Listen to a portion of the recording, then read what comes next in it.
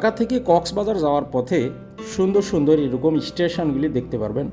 এই স্টেশনগুলি অসম্ভব সুন্দর। আমি ভাবতেই পারিনি যে আমি এত সুন্দর সুন্দর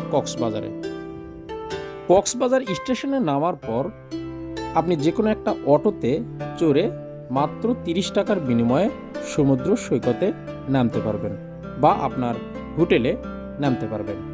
তাহলেই আপনার ভ্রমণটি হবে একটি সাকসেসফুল ভ্রমণ। পাহাড়, ছোট ছোট পাহাড় হলেও পাহাড়গুলোর সৌন্দর্য দেখার মতো। আসলে এই জায়গাতে আপনি যে কোনো সময় ইচ্ছা করলেই যাইতে পারবেন না, কারণ এই জায়গাটা সংরক্ষিত এলাকা। এই এলাকাতে আপনি যেতে গেলে ট্রেনের মাধ্যমেই যেতে হবে।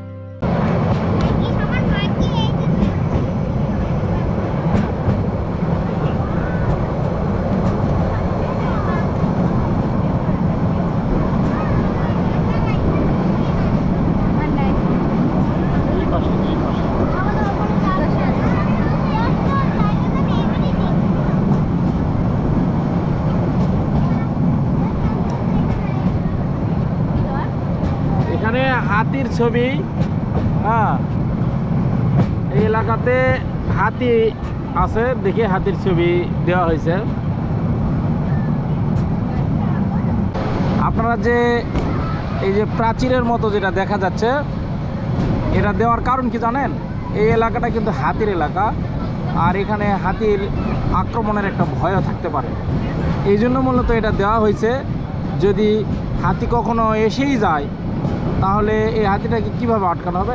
ওরা এখানে বাধায়, এই যে প্রাচীরটা দেখা যাচ্ছে, এই প্রাচীরে কিন্তু তারা বাধাগ্রস্ত হবে এবং আটকে যাবে। আর আমাদের ট্রেন ধীরে যাচ্ছে, অনেক ধীরে। এর কারণ কি জানেন? এই এলাকাটা হাতির এলাকা। যদি দ্রুত গতিতে ট্রেন যায় আর এই শব্দটা যদি হাতির আওয়াজে আসে বা হাতির কানে যায়, তাহলে কোনো বিপদের সম্ভাবনা থাকতে পারে। বিধায় কিন্তু এইভাবে যাওয়া হচ্ছে। দেখেন, আমরা কিন্তু একটা টানেলের মধ্যে দিয়ে যাচ্ছি। এই মধ্যে ট্রেনটি আমাদের একটা টানেলের মধ্যে ঢুকে গেল। এই যে টানেলের মধ্যে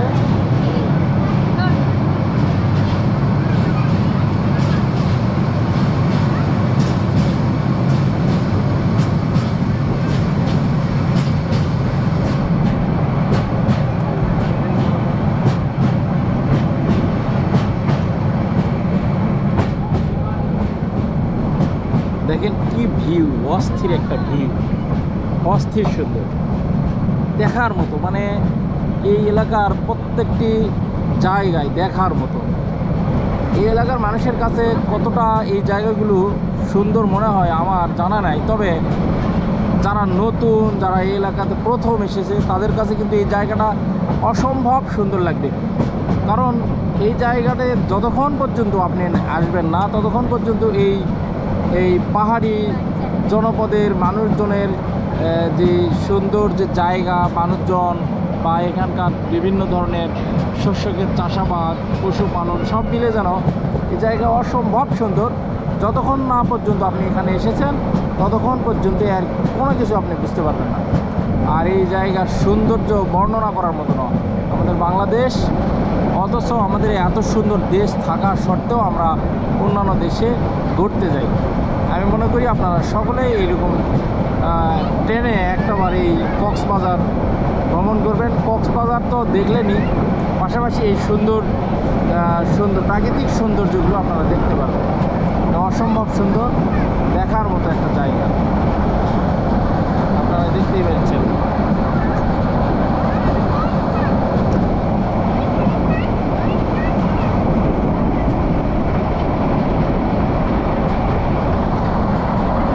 বিশ্বের সবচাইতে বড় সমুদ্র সৈকত কক্সবাজার এবং বিশ্বের সবচাইতে সুন্দরতম সমুদ্র সৈকতই হলো কক্সবাজার। সেই সুন্দরতম সমুদ্র সৈকত দেখতে যাওয়ার আনন্দটা বর্ণনা করার মতো নয়। অসাধারণ সৌন্দর্য দেখতে দেখতেই যাচ্ছিলাম কক্সবাজারে। এই যে স্টেশনগুলি দেখতে পাচ্ছেন, স্টেশনগুলির সৌন্দর্য বর্ণনা করার মতো নয়। অনেক সুন্দর স্টেশন। এই স্টেশনগুলি নতুন বলেই হয়তো এমনটা সুন্দর। নতুনভাবে পরিকল্পনা করে এই স্টেশনগুলি তৈরি করা হয়েছে।